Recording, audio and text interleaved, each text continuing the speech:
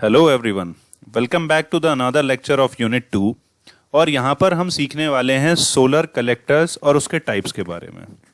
तो इस लेक्चर को मैंने अपने दो पार्ट में डिवाइड किया है, जहाँ पर मैं आपको बताऊंगा इनिशियली सोलर कलेक्टर्स क्या होते हैं, फिर उसके बाद फ्लैट प्लेट कलेक्टर्स जो एक उसका टाइप है, इसकी कंस्ट्रक्शन, वर्किंग, मटेरियल यूज्ड, साथ ही साथ performance, factor affecting the performance, advantages, disadvantages and applications. ये बहुत सारे पार्ट है जिसको मैंने दो पार्ट में तोड़ा है। तो इस लेक्चर में हम पढ़ने वाले हैं 1, 2 एंड 3 थिंग्स, ओके। एंड बाकी जो आगे वाला है इसके सेकंड पार्ट में, सो दैट एक लंबा लेक्चर ना हो। तो सबसे पहले आपको मैं याद दिला दूं, मैंने सोलर थर्मल एनर्जी के बारे में जब बताया था तो यहां पर आप सोलर थर्मल, दैट मींस सन की जो हीट एनर्जी है उसको हमें स्टोर करना है, ना कि हम फोटोवोल्टाइक सेल की यहां बात कर रहे हैं जहां पर डायरेक्टली हम उसको इलेक्ट्रिसिटी में कन्वर्ट कर लेते हैं। ये भी एक तरीके का डायरेक्ट मेथड है। मैं आपको एग्जाम्पल के लिए याद दिला दूं, आपको मैंने सोलर कुकर का एग्जाम्पल बताया था जहां पर हम डायरेक्ट सन की जो इंफ्रारेड रेडिएशंस हैं उनको हम एक्टिव मोड के अंदर यूटिलाइज कर लेते हैं, दैट मींस डायरेक्ट यूटिलाइजेशन। तो अब आपको बता दूं यहाँ फिर दोबारा से कि हम दो टेक्निक से अलग अलग सोलर एनर्जी को डायरेक्टली यूटिलाइज कर सकते हैं, सोलर थर्मल या फिर सोलर फोटोवोल्टाइक, जो मैंने अभी आपको बताया। अगर हम बात करें केवल सोलर थर्मल सिस्टम के बारे में, तो यहां पर हम उसको या तो हीट इन एयर या फिर उसको हम फ्लूइड को गर्म करने के लिए, तो दो तरीके से हम उसको इस्तेमाल कर सकते हैं। ऑब्वियस सी बात है, जहां पर हमारे कोल्ड क्लाइमेट के केस के अंदर वहां पर एफिशिएंसी हमारी इस टाइप के डिवाइसेस की कम होगी। इस तरीके के डिवाइस को हम गर्म पानी करने के लिए, वॉशिंग के लिए या क्लीनिंग के लिए, डोमेस्टिक यूज के लिए, इंडस्ट्रियल नीड्स के लिए, बहुत सारी चीजों के लिए इस्तेमाल करते हैं। और यहां तक एक सर्वे भी किया गया जहां पर यह बताया गया कि 24% के अराउंड जितना भी यूटिलाइजेशन ऑफ थर्मल हीट है वो up till the moderate temperature होता है। मतलब हम हाई टेम्परेचर पर ज्यादा इंडस्ट्रियल और हाउस होल्ड दोनों ही जगह पर नहीं जाते हैं, मोस्टली मॉडरेट टेम्परेचर तक रहते हैं, that means up to 150 degree Celsius. Okay, so इस तरीके की थर्मल एप्लीकेशंस हमारी बहुत ज्यादा हैं। तो क्यों ना हम अपने ऐसे डिवाइस को जहां मॉडरेट टेम्परेचर तक हीट किया जा सकता है और बिना किसी इलेक्ट्रिसिटी के, बिना किसी ऐसे सोर्स को इस्तेमाल करते हुए जहां पर हम नॉन रिन्यूएबल सोर्स को इस्तेमाल कर रहे हैं, तो यहां पर हम पानी को अपने 180 डिग्री सेल्सियस तक, किसी फ्लूइड को, किसी एटमॉस्फेयर को गर्म कर सकते हैं by the use of solar energy, and those device are called as the solar collectors. तो अगर मैं सोलर कलेक्टर्स की बात करूं तो सोलर कलेक्टर क्या होते हैं? उनको कलेक्ट करने के, स्टोर करने के और ट्रांसफर करने के, किसको? सोलर थर्मल एनर्जी को।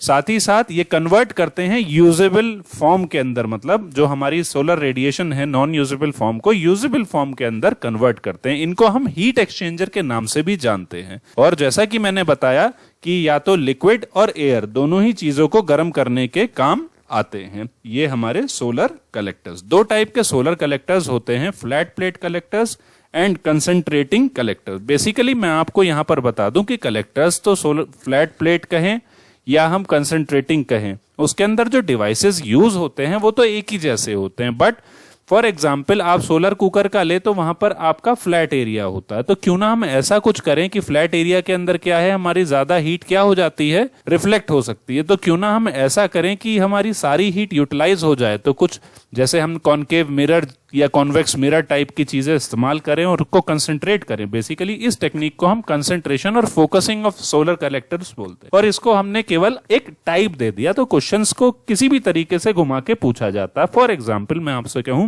कि how will you focus the solar radiations, तो उसके अंदर आप कंसंट्रेटिंग कलेक्टर के बारे में ही बताने वाले हो। तो याद रखिएगा ये चीज, जो कि हम अपने इस लेक्चर के बाद जो लेक्चर आएगा उसके अंदर पढ़ने वाले हैं। तो फ्लैट प्लेट कलेक्टर्स जिसको हम नॉन कंसंट्रेटिंग टाइप कलेक्टर्स बोलते हैं, जो 100 डिग्री सेल्सियस या नीचे के अराउंड पानी को, आपके या एयर को गर्म कर सकता है। मोस्टली सुटेबल होता है लिक्विड हीटिंग के लिए, और एयर हीटिंग के लिए इसको कम इस्तेमाल किया जाता है।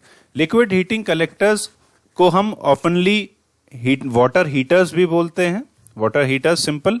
तो इन वाटर हीटर्स को इस्तेमाल करा जाता है जनरली जितने भी फ्लूइड्स हैं, घर में इस्तेमाल होने वाला पानी, डोमेस्टिक यूज के लिए, इंडस्ट्रियल वाटर या फ्लूइड हीटिंग के लिए इस्तेमाल होता है। जबकि अगर एयर हीटिंग की बात करें तो उसे हम एग्रीकल्चरल ड्राइंग के लिए इस्तेमाल करते हैं, मतलब क्रॉप्स को सुखाने के लिए भी, ग्रीन हाउस इफेक्ट्स के लिए फार्मिंग भी हम इससे करते हैं। तो उसके अलग अलग अगर पार्ट्स की बात करें तो यहाँ पर 4 पार्ट्स उसके मेन हैं, जो है इंसुलेटेड बॉक्स, ट्रांसपेरेंट कवर। आप अपने सोलर कुकर को याद करें तो यही सारी वो चीजें हैं, एब्जॉर्बर प्लेट और ट्यूब्स। तो इसका अगर कंस्ट्रक्शन देखें तो ये कुछ कंस्ट्रक्शन है। तो यहां आप देखें तो ऊपर यहां पर एक इंसुलेटेड बॉक्स लिया, जिसको हम थर्मल इंसुलेशन यहां पर बोल रहे हैं। इसको एक ग्लास शीट से हमने कवर किया। उसके नीचे यहां पर हमारे ये पाइप्स हैं, एक व्यू दिखाई गई है, अंदर ये इस टाइप से अरेंज हैं एक पैरेलल ग्रिड फॉर्म के अंदर। तो ये हमारी ट्यूब्स हो गई, और इस ट्यूब्स के ऊपर जस्ट एब्जॉर्बिंग प्लेट जो एब्जॉर्ब करता है हीट को। मैं इसकी वर्किंग यहीं से ही आपको बता देता हूं। सोलर रेडिएशंस, डिफ्यूज रेडिएशन या डायरेक्ट रेडिएशन, रेडिएशन के बारे में पिछले लेक्चर में मैं आपको बता चुका हूं। वो इस पर यहां पर इमिट होंगी और साथ ही साथ ये इस ग्लास के अंदर पास होके एब्जॉर्बर प्लेट के पास आएंगी। ऊपर जो ग्लास शीट है 2 काम करता है। ये ग्लास शीट काम करता है, एक तो डायरेक्ट रेडिएशन हमारे ट्यूब्स पर ना पहुंचे, हमारी एब्जॉर्बर प्लेट पर ना पहुंचे, सो दैट वो डैमेज करे। साथ ही साथ ये ग्रीन हाउस इफेक्ट का भी काम करता है, जैसा कि आप जानते हो। इससे क्या होता है कि ये एब्जॉर्बर प्लेट हीट को एब्जॉर्ब कर लेती है, शॉर्ट वेवलेंथ्स को एब्जॉर्ब कर लेती है, और जिसकी वजह से अंदर यहां हीट प्रोड्यूस हो जाएगी और ये ट्यूब्स मेरी क्या हो जाएंगी, गर्म हो जाएंगी। अब इसके अंदर ट्यूब्स के अंदर वाटर या किसी भी तरीके का फ्लूइड या फिर एयर को अगर हम फ्लो करवाएं तो एक चैनल से अगर हम इनलेट करें सपोज और दूसरे चैनल से हम आउटलेट करें तो हमें एक तरफ से ठंडी हवा या पानी और दूसरी तरफ से गर्म हवा या पानी हमें मिल सकता है। तो अब इसी के ही अलग अलग पार्ट्स को हम फटाफट से पढ़ लेते हैं, जो है इंसुलेटेड बॉक्स, जिसको हम GI शीट से बनाते हैं, जिसकी थिकनेस जो है वो 5 to 8 सेंटीमीटर या 5 to 10 सेंटीमीटर भी होती है। इसको हम मिनरल वूल या ग्लास वूल या फिर हीट रेजिस्टेंस फाइबर्स का इस्तेमाल करके बनाते हैं। जो फेस एरिया होता है कलेक्टर का बॉक्स का, वो हम रखते हैं सीधा जो सामने, सन के सामने, उसको हम फेस एरिया बोल रहे हैं, और जो हमारा 1 to 2 मीटर स्क्वायर के अराउंड हमारा फ्लैट प्लेट कलेक्टर होता है। आगे बढ़ते हैं। ट्रांसपेरेंट कवर, ऑब्वियसली या तो ट्रांसपेरेंट कवर हमारा ग्लास का बना होता है या फिर प्लास्टिक फाइबर्स का बना होता है। किस काम आता है? एक तो ग्रीन हाउस इफेक्ट के लिए, और साथ ही साथ कि एब्जॉर्बर प्लेट के पास एफिशिएंटली सारा जो हीट है वो पहुंच जाए, हीट की लॉस ना होने दे। ठीक है। साथ ही साथ मैंने एक चीज और आपको बताई थी कि डायरेक्ट सनलाइट जो है वो हमारी प्लेट पर ना पहुंचे, उसको डैमेज ना करे। तो 2 चीजें हमारे इस्तेमाल आती हैं इसमें। वो पहला ये लीकेज ऑफ हीट और absorption of radiation by the absorber plate, जिसको वो डैमेज ना कर पाए। तो प्लास्टिक और ग्लास का बना होता है। अगर हम प्लास्टिक की बात करें वो सस्ती आती हैं, अगर हम फाइबर तो थोड़ा सा और महंगा। ग्लास अगर अच्छी क्वालिटी का लेकर जाएं, सिलिकॉन ग्लासेस और उससे ऊपर अगर लें तो वो महंगा होगा। बट जैसे जैसे कॉस्ट बढ़ती जाएगी वैसे वैसे उसकी क्वालिटी भी इंक्रीज होती चली जाएगी, उसकी एफिशिएंसी भी अच्छी होती चली जाएगी। तो नॉर्मली जो हमारी प्लेट्स हैं वो हम सिंगल प्लेट या डबल प्लेट भी इस्तेमाल करते हैं। मतलब कवर प्लेट यहाँ पर 1 भी हो सकती है, 2 भी हो सकती है।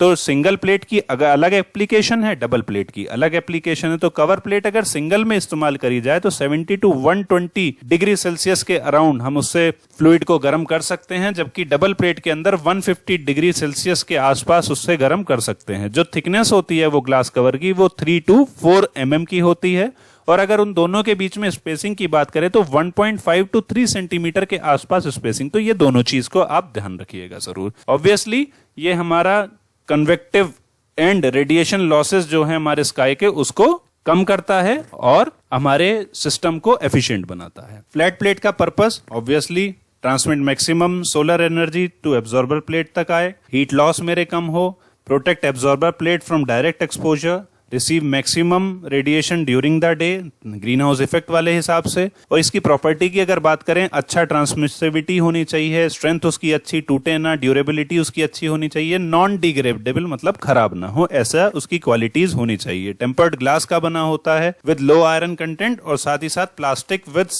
सच एज लेक्जियन इस्तेमाल होता है फ्लैट प्लेट कलेक्टर्स को बनाने के। थर्ड पार्ट, एब्जॉर्बर प्लेट क्या करती है? जो हमारे सोलर रेडिएशंस को एब्जॉर्ब कर रही हैं। डायरेक्ट हम ट्यूब्स के पास नहीं ले जा रहे ताकि उसको डैमेज ना करे। तो एब्जॉर्बर प्लेट पहले गर्म होती है। जिस एब्जॉर्बर प्लेट कॉपर की, एल्युमिनियम की या स्टील की ये बनी होती है। इनकी थिकनेस लगभग 1 to 2 mm होती है, और ये हमारे कलेक्टर के ट्यूब्स जहां पर हैं उसके अपर पार्ट में जॉइंट होती हैं, सो दैट वहां पर सारी सारी हीट क्या हो, एब्जॉर्ब हो जाए और उसके नीचे जो ट्यूब्स बनी हैं वो उन ट्यूब्स के अंदर जो फ्लूइड फ्लो कर रहा है उसको गर्म कर दें। तो इस तरीके से इनका फ्लैट प्लेट्स का इस्तेमाल होता है।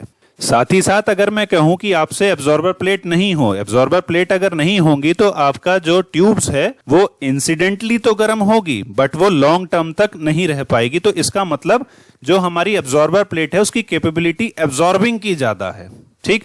तो सो दैट वो क्या करेगा कि लॉसेस को हमारे कम करेगा, तो यहां पर मिनिमम हीट लॉस होंगे। साथ ही साथ इसकी कोटिंग भी हम करते हैं, डिफरेंट टाइप के मटेरियल की पेंट भी करते हैं ब्लैक कलर का, तो वो डिपेंड करता है उसके किस तरीके का एब्जॉर्प्शन हम उसको देना चाह रहे हैं। मोस्टली एब्जॉर्प्शन जो होता है वो हमारी प्लेट्स जो हम यूज करते हैं वो 80 to 95% के आसपास उसका होना चाहिए और ट्रांसमिशन और रिफ्लेक्शन उसके अंदर कम से कम होना चाहिए। की प्रॉपर्टीज की बात करें, हाई थर्मल कंडक्टिविटी उसकी होनी चाहिए, हाई स्ट्रेंथ होनी चाहिए जिससे खराब ना हो, करोजन फ्री होनी चाहिए। मटेरियल की बात करें तो कॉपर, एल्युमिनियम, स्टील और थर्मोप्लास्टिक्स का इस्तेमाल करके एब्जॉर्बर प्लेट को बनाया जाता है। अब बात करें ट्यूब्स की, लास्ट रह गया ट्यूब्स।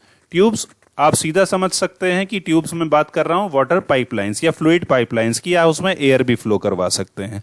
तो ये हमारी जो ट्यूब्स हैं ये सीरीज या पैरेलल कनेक्शन में हो सकती हैं, जिनका डायमीटर 1 to 1.5 सेंटीमीटर होता है, जिनको सोल्डर कर देते हैं हम टॉप बॉटम एब्जॉर्बर प्लेट के साथ। साथ ही साथ ये जो ट्यूब्स होती हैं वो हमारी हेडर पाइप्स के साथ कनेक्टेड होती हैं। हेडर पाइप्स मतलब जहां से हमारा इनलेट और आउटलेट जुड़ा होता है, जो टॉप और बॉटम के हमारे सोलर कलेक्टर के होता है। मगर आजकल अगर बात करें, हमारी कुछ ट्यूब्स प्लास्टिक की भी बनी होती है, क्योंकि हम जानते हैं हम डायरेक्ट एब्जॉर्प्शन तो हो नहीं रहा और एक्सपेंशन क्वालिटी भी प्लास्टिक के अंदर है, तो कुछ ऐसी प्लास्टिक इस्तेमाल करें जो जल्दी से मेल्ट ना हो और साथ ही साथ वो हमारी कॉस्ट भी कम कर देती है, एफिशिएंसी भी बढ़ जाती है, क्योंकि इनकी लो थर्मल कंडक्टिविटी होती है। इसका मतलब ये है कि वो सारा का सारा पास कर देती है टेम्परेचर फ्लूइड के अंदर जो वहां फ्लो कर रहा है। High coefficient of expansion than metals, copper and aluminium ज्यादातर इस्तेमाल होते हैं, मगर वहां पर करोजन का खतरा होता है। तो ट्यूब्स को हम यहां पर सिंपल कहें तो सोल्डर किया जाता है या वेल्ड किया जाता है या रोल बॉल्ड पैनल के अंदर वहां पर लगा दिया जाता है बिलो द एब्जॉर्बर प्लेट। अब सिलेक्टिव कोटिंग की जहां मैंने आपको बात करी, obviously for reducing the thermal losses, हमें इनिशियली याद होगा सोलर कुकर के अंदर हम ब्लैक पेंट किया करते थे, that is for the absorption. तो परफेक्ट एब्जॉर्बर होना चाहिए वो शॉर्ट वेवलेंथ का, रिफ्लेक्टर होना चाहिए वो हमारा लॉन्ग वेव्स का, तो ये क्वालिटी होनी चाहिए। तो अलग अलग मेटल मैंने यहां पर लिए हैं, जैसे क्रोम, निकल, कॉपर, ये सारे कुछ आप याद रख सकते हैं, सोलर फॉइल या नेक्सटेल। आप सिंपल एक का एग्जांपल देखें तो जो पेंट होता है उसकी एब्जॉर्बेंट 98% और एमिटेंस उसकी 89%, मतलब वो रिफ्लेक्ट भी कम करता है। इसका मतलब हम अगर बात करें तो सबसे बेहतर कुछ ये दिखाई दे रहा है जहां 96% उसकी एब्जॉर्बेंट है और एमिटेंस जो है वो कम है।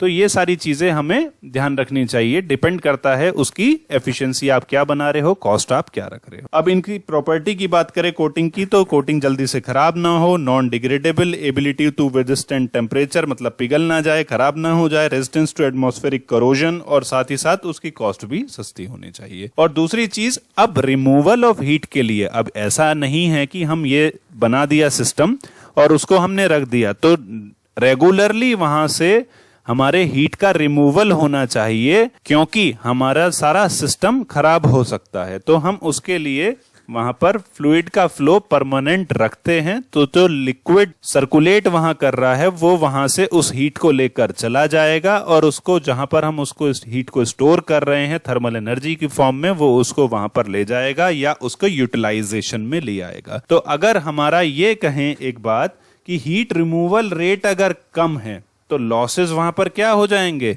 बढ़ जाएंगे, और वो हमारी एफिशिएंसी को भी कम कर देंगे।